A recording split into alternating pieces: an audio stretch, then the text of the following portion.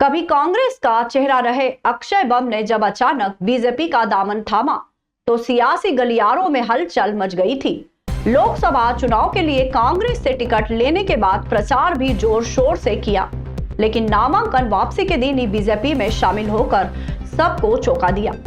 मंत्री कैलाश विजयवर्गीय के साथ फोटो ट्वीट हुई और अक्षय बम बीजेपी के दफ्तर में शामिल हो गए।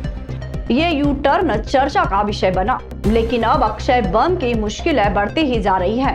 दरअसल अक्षय बम और उनके पिता कांतिलाल बम के खिलाफ 17 साल पुराना केस फिर से सिर उठाने लगा है। मामला 4 अक्टूबर 2007 का है, जब दोनों पर आरोप लगा था कि उन्होंने यूनुस पटेल की जमीन पर कब्जा करने की कोशिश की थी। कांतिलाल ने जमीन खरीदने का सौदा किया था, लेकिन पूरी राशि नहीं चुकाई। जब यूनुस अपनी फसल काट रहे थे, तभी बम पिता पुत्र गुंडों के साथ वहां पहुंचे और फसल में आग लगा दी। यूनुस के कर्मचारियों को बुरी तरह पीटा। यूनुस को अस्पताल जाना पड़ा, लेकिन हमलावर दोबारा जमीन हथियाने पहुंचे।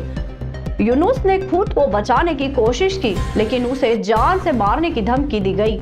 उस समय पुलिस ने आरोपियों पर हत्या के प्रयास का मामला दर्ज नहीं किया था, लेकिन अब कोर्ट के आदेश पर यह धारा भी जोड़ दी गई है। मामले में अब सभी रिपोर्ट्स कोर्ट में पेश की जा रही हैं और हत्या के प्रयास समेत दूसरे गंभीर धाराओं में आरोप तय हो गए हैं। इतना ही नहीं, बम पिता पुत्र को हाईकोर्ट से भी झटका लगा है। दोनों ने जिला कोर्ट के आदेश को हाईकोर्ट में चुनौती दी थी और धारा 307 को हटाने की मांग की थी, लेकिन उन्होंने एक अहम तथ्य रिवीजन बेंच का आदेश छिपा लिया। ये खुलासा यूनुस पटेल के वकील मुकेश कुमावत ने किया। इसके बाद बम के वकील ने नई याचिका दायर करने की मांग की, लेकिन हाईकोर्ट ने इसे खारिज कर दिया। अब जिला कोर्ट में उनके खिलाफ आरोप तय हो गए हैं और मामला ट्रायल तक पहुंच गया है। अक्षय बम के लिए ये केस आसान नहीं रहने वाला, क्योंकि उनके खिलाफ सबूत और गवाह दोनों मजबूत है।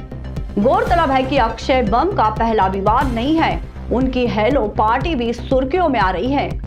इस पार्टी को लेकर भी बम पर विवादों का साया मंडराता रहा। अब सवाल यह है कि क्या राजनीति में अपना पाला बदलकर अक्षय बम ने अपनी मुश्किलें और बढ़ा ली है?